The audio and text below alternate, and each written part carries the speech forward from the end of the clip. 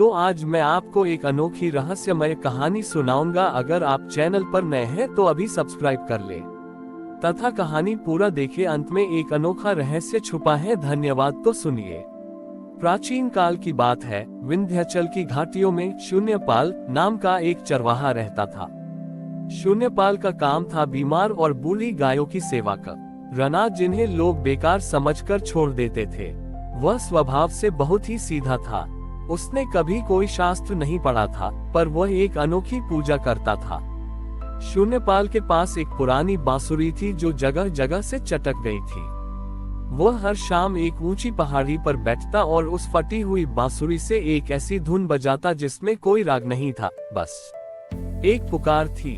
वह कहता, महादेव, मैं शब्द नहीं जानता, इसलिए इस हवा के जरिए अपना मन आप तक भेज रहा हूँ। उसी नगर में सोमेश्वर नाम के एक बहुत बड़े संगीतज्ञ रहते थे। उन्हें अपनी कला पर बड़ा गर्व था। वे महादेव के मंदिर में सोने की वीणा बजाते थे।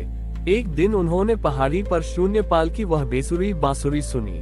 वे क्रोध में वहां पहुंचे और बोले, मूर्ख, तू महादेव के शांत वातावरण को इस फटी हुई बांसुरी के शोर से अपवित्र कर रहा है। शिव नाद ब्रह्मा है, उन्हें सुर और ताल प्रिय है। तेरी इस बेसुरी आवाज से उन्हें कष्ट होता होगा। शून्यपाल डर गया। उसने अपनी बांसुरी झोले में छिपा ली और चुपचाप वहां से चला गया। उस रात सोमेश्वर मंदिर में अपनी सबसे प्रिय राग शिव रंजनी बजाने लगे। उन्होंने बहुत सुंदर स्वर छेड़े, पर अचानक उनकी वीणा के तार एक एक करके टूटने लगे। जितनी बार वे नया तार लगाते, वह टूट जाता। मंदिर का वातावरण बोझिल हो गया। तभी मंदिर के गर्भगृह से महादेव की एक गूंजती हुई आवाज आई, सोमेश्वर, तुम्हारे संगीत में सुर तो है, पर श्वास नहीं है। तुम्हारी वीणा के तार तुम्हारे अहंकार से बंधे हैं, इसलिए वे बोझ नहीं सह पा रहे। मुझे वह बांसुरी सुनाई नहीं दे रही जो उस पहाड़ी से गूंजती थी। सोमेश्वर चकित रह गए। वे दौड़ते हुए उसी पहाड़ी पर पहुंचे जहां शून्यपाल उदास बैठा था। सोमेश्वर ने प्रार्थना की, शून्यपाल, आज तुम वही धुन बजाओ, महादेव उसे सुनना चाहते हैं। शून्यपाल ने कांपते हाथों से अपनी फटी हुई बांसुरी होठों से लगाई। जैसे ही उसने फूंक मारी, बांसुरी की उन दरारों से संगीत नहीं बल्कि छोटी ही दिव्य प्रकाश निकलने लगा। वह आवाज बेसुरी नहीं थी, बल्कि उसमें ब्रह्मांड के बनने की ध्वनि थी।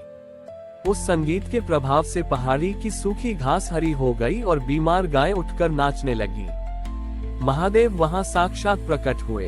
वे कोई जटाधारी रूप में नहीं, बल्कि एक बाल रूप में आए और शून्यपाल की बांसुरी मांग ली। वह बोले, सोमेश्वर, संगीत वाद्य यंत्रों में नहीं, बजाने वाले के खालीपन में होता है। शून्यपाल की बांसुरी इसलिए चटक गई थी क्योंकि इसमें मेरा प्रेम समा नहीं पा रहा था। जो खुद को शून्य कर लेता है, मैं उसके भीतर संगीत बनकर बहने लगता हूँ। महादेव ने उस फटी हुई बांसुरी को अपने पास रख लिया और शून्यपाल को एक दिव्य मुस्कान दी। सोमेश्वर का अहंकार गल गया और उन्होंने जान लिया कि सबसे बड़ा राग वही है जो बिना किसी दिखावे के केवल ईश्वर के लिए गाया जाए। वह पहाड़ी आज भी स्वर शिखर के नाम से जानी जाती है। कहते हैं कि आज भी जब वहां तेज हवा चलती है तो पहाड़ों की दरारों से वही दिव्य धुन सुनाई देती है। शून्यपाल की उस फटी हुई बांसुरी को जब महादेव ने बाल रूप में अपने हाथों में लिया तो पूरी पहाड़ी एक अलौकिक नीली आभा से भर गई। सोमेश्वर, जो अब तक केवल सुरों के गणित को संगीत समझते थे, भाव विभोर होकर वही भूमि पर बैठ गए। महादेव ने उस चटक चुकी बांसुरी पर अपनी उंगलियां फेरी और शून्यपाल से कहा, वत्स, तुमने अपनी इस टूटी हुई बांसुरी से मेरा हृदय जीत लिया है। अब मैं तुम्हें एक ऐसा कार्य सौंपता हूँ जिसे केवल वही कर सकता है जिसने संगीत को मौन में सुना। ओ, महादेव ने शून्यपाल को एक धुंधला दर्पण शीशा दिया। वह दर्पण इतना पुराना था कि उसमें कुछ दिखाई नहीं देता था। महादेव ने कहा, इस दर्पण को लेकर विषाद नगर जाओ। वहां के लोगों ने मुस्कुराना छोड़ दिया है क्योंकि वे केवल दूसरों के दोष देखते हैं। तुम्हारी बांसुरी की धुन जब इस दर्पण से टकराएगी तो एक चमत्कार होगा। शून्यपाल और सोमेश्वर उस नगर की ओर चल पड़े। विषाद नगर पहुंचकर उन्होंने देखा कि वहां का माहौल अत्यंत भारी था। भाई भाई से बात नहीं करता था और पड़ोसी एक दूसरे को संदेह की दृष्टि से देखते थे। वहां के राजा ने नियम बनाया था कि नगर में कोई संगीत नहीं बजेगा, क्योंकि संगीत से काम में बाधा आती है। शून्यपाल ने नगर के बीचों बीच वह धुंधला दर्पण एक ऊंचे स्तंभ पर रख दिया और अपनी वही फटी हुई बांसुरी बजानी शुरू की। सोमेश्वर ने इस बार अपनी वीणा नहीं उठाई, बल्कि वे केवल शून्यपाल की धुन में अपना स्वर मिलाने लगे। जैसे ही संगीत की लहरें उस दर्पण से टकराईं, दर्पण की धूल साफ होने लगी। लेकिन वह कोई साधारण दर्पण नहीं था। जो भी व्यक्ति उस दर्पण के सामने खड़ा होता, उसे अपना चेहरा नहीं, बल्कि अपने भीतर छिपा हुआ महादेव का अंश दिखाई देता।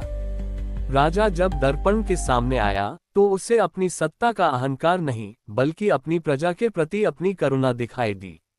एक अपराधी जब वहां खड़ा हुआ, तो उसे अपनी बुराई नहीं, बल्कि पश्चाताप की एक उज्जवल लौ दिखाई दी। बांसुरी की धुन और दर्पण के उस प्रतिबिंब ने लोगों के मन की कड़वाहट को धो डाला। अचानक पूरे नगर में लोग एक दूसरे को गले लगाने लगे। वे भूल गए कि वे एक दूसरे के शत्रु थे, उन्हें बस ये याद रहा कि वे सब एक ही महादेव के अंश हैं। तभी आकाशवाणी हुई, शून्यपाल, तुमने संगीत से कानों को नहीं, बल्कि आत्मा की आंखों को खोल दिया है। जब मनुष्य अपने भीतर शिव को देख लेता है, तो संसार के सारे विवाद समाप्त हो जाते हैं। वह धुंधला दर्पण अब पूरी तरह पारदर्शी हो चुका था। सोमेश्वर ने शून्यपाल के हाथ चूम लिए और कहा, आज मैंने सीखा कि संगीत का असली प्रयोजन मनोरंजन नहीं, बल्कि आत्म साक्षात्कार है। राजा ने संगीत पर से प्रतिबंध हटा दिया और उस नगर का नाम बदलकर शिव संवाद नगर रख दिया। शून्यपाल अपनी बांसुरी लेकर फिर से अपनी गायों के पास लौट आया, लेकिन अब वह जहां भी बैठता, वहां के पत्थर भी संगीत गुनगुनाने लगते थे।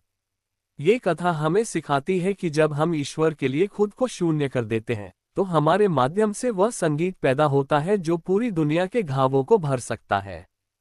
हमारी और भी आध्यात्मिक एवं अनोखी कहानियां देखने के लिए हमारे चैनल पर जाएं तथा धार्मिक एवं पौराणिक अनोखी कहानियां हमारे चैनल पर है।